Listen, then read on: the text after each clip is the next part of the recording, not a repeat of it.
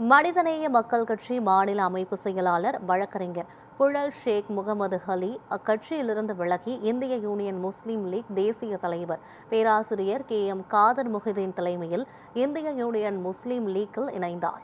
இதனையொட்டி பேட்டியளித்த அவர், சமூக நீதி, மதசார்பின்மை, ஜனநாயகம் மற்றும் சிறுபான்மையினரின் உரிமைகளை பாதுகாக்கும் இந்திய யூனியன் முஸ்லீம் லீக் இயக்கத்தில் இணைவதில் பெருமையும் மகிழ்ச்சியும் அடைவதாக தெரிவித்தார்.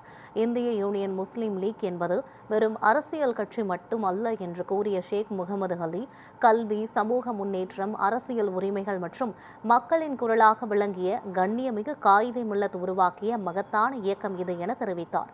காயிதே மில்லத் கண்ட கூட்டணி ஆட்சியின் கனவை தமிழ்நாட்டில் நனவாக்கிய இந்திய யூனியன் முஸ்லீம் லீக்கின் தேசிய தலைவர் பேராசிரியர் காதர் முஹிதீனுக்கு மனமார்ந்த நன்றியை தெரிவித்துக் கொள்வதாகவும் கூறினார். தற்போது ஒரு சிறந்த தலைமையின் வழிகாட்டுதலின் கீழ் பணியாற்றும் வாய்ப்பு கிடைத்திருக்கிறது எனவும் தெரிவித்தார்.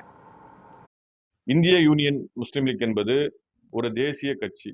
தமிழ்நாட்டில தனி சின்னம் இருக்கின்ற ஒரே கட்சி இந்திய யூனியன் முஸ்லீம் கட்சி தான்.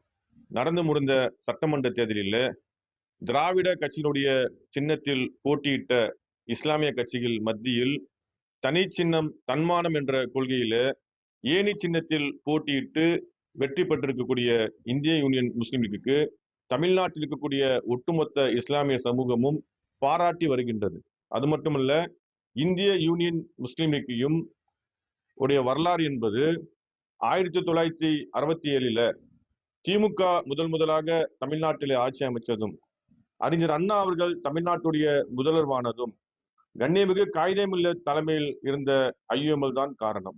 அதே போல் 1977 தமிழ்நாட்டில் முதல் முறையாக அதிமுக ஆட்சி அமைத்ததும், MGR அவர்கள் முதல்வரானதும், அன்றைய தலைவர் அப்துல் சமத் தலைமையிலான IUML தான் காரணம். அதே போல் 2026 தமிழக வெற்றி கழகம் முதல் முறையாக வெற்றி பெற்றதும், தளபதி ஜோசப் விஜய் அவர்கள் தமிழ்நாட்டு முதலமைச்சரானதும், தேசிய தலைவராக கூடிய காதர் முஹிதீன் தலைமையில் இருக்கக்கூடிய IUML தான் காரணம். அப்படிப்பட்ட ஒரு வரலாற்று சிறப்புமிக்க இயக்கம் என்பதால் இணைந்திருக்கிறேன். அது மட்டுமல்ல, தமிழ்நாடு வரலாறு எழுதும் போது IUML குறிப்பிடாமல் யாரும் வரலாறு எழுத முடியாது. அதே போல் இனி வருகின்ற தமிழ்நாட்டு சட்டமன்ற தேர்தலிலே IUML ஆதரவு இல்லாமல் யாரும் முதலமைச்சர் ஆக முடியாது என்ற ஒரு வரலாற்று சிறப்புமிக்க இயக்கத்தில் நான் இணைந்திருக்கிறேன். மேலும் இந்திய யூனியன் முஸ்லீம் லீக் வலுப்படுத்துவதற்காக தமிழ்நாடு முழுவதும் நான் சென்று இந்த கட்சியை நான் பலப்படுத்துவேன். காயிதே மில்லத் அவருடைய வழியிலே, இந்திய யூனியன் முஸ்லீம் லீக் கொள்கையிலே உறுதியாக செயல்பட்டு எத்தகைய தியாகத்தும் செய்ய தயாராக இருக்கிறேன் என்பதை தெரிவித்துக் கொள்கிறேன்.